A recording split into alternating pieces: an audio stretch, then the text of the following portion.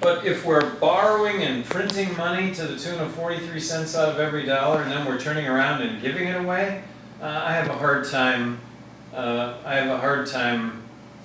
Understanding how we can do that in the first place, and that it is going to have consequences down the road. And the consequences are going to be a monetary collapse. We are nothing to any country. You have said that you want to reduce our nuclear arsenal to 500 weapons. Why do you choose that specific amount instead of less or more? This was a conference call with Cato Institute, with a bunch of guys who do this for a living, and that was their number that they came up with to assure us that we would have nuclear strike capabilities and retaliatory strike capabilities.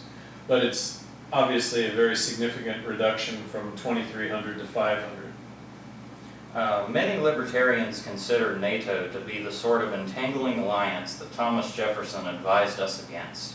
As president, would you be in favor of leaving or disbanding NATO?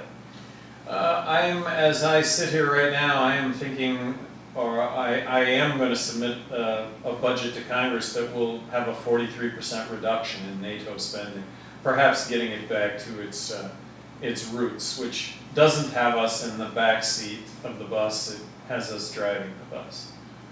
That diplomacy does have its role in the world, and that diplomacy, our dollars better spent than Tomahawk missiles.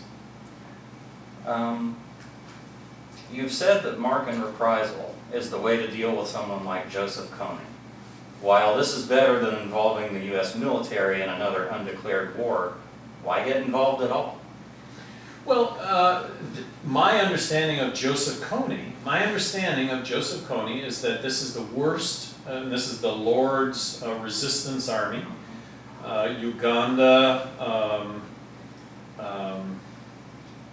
Sudan, Uganda, 3 African countries, those are 2, which is the 3rd African country?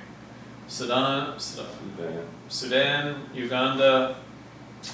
Anyway, it's my understanding that this is the worst terrorist group that has walked the planet over the last 20 years. That they may be responsible for 400,000 deaths, murders, maimings, rapes, and that these 3 they're not in one country, they're in 3 countries. So I don't know as you could declare this as a civil war. But that 3 countries asked us to intervene to stop this guy. Legislation, the president signed it.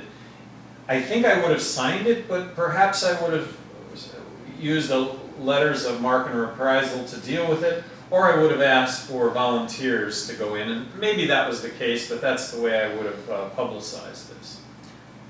We are currently imposing sanctions on Iran and have them surrounded by our military bases. Do you believe this explains the motivation for their actions? Are they seeking a nuclear weapon for self-defense? If we were in that position, would we not be seeking a nuclear weapon looking at our own self-defense? I think just reverse the roles, and I think you begin to understand why they're doing what they're doing. And if the United States were to embark on loosening trade, free trade, with Iran, what would the consequence of that be? Would that not be a safer planet? I think that it would be. Sanctions have been in place against Cuba since October 1960, but 52 years and 10 U.S. presidents later, the Castros are still in power. Is it time to end the embargo? I would say that it's time to end the embargo. I would say that it's time that you and I ought to be able to get on an airplane and fly into Cuba and visit. Last question. We have to okay. wrap it.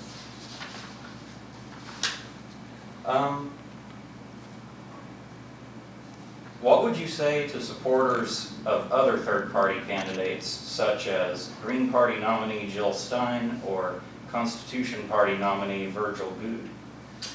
Well, I would say to supporters, vote your conscience. That's how you change the world. I would say to the people of the United States that although there are other third-party candidates, there is only going to be one third party on the ballot in all 50 states, and that is going to be the Libertarian Party. So that ends up actually being a choice that you could conceivably achieve victory, if you will. And with the Green Party, with the Constitution Party, I think they're only going to be on the ballot in a handful of states. And I mean handful. 10 states, less. We'll see what it turns out. Governor Johnson, it's been a pleasure. My pleasure. Thank you very much.